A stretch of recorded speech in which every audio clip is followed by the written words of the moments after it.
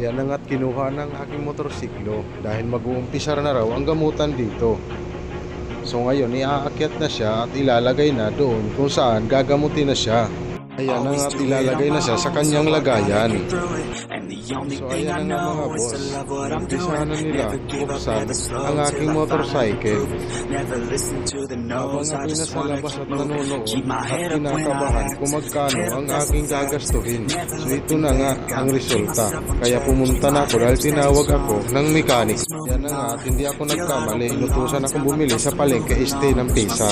Ayan na nga yung mga pisa. Nakikita ko na at bibili na ako ng kahit tatlo. Yung binigay sa akin, isang langis at mayroong pang washer na kasama.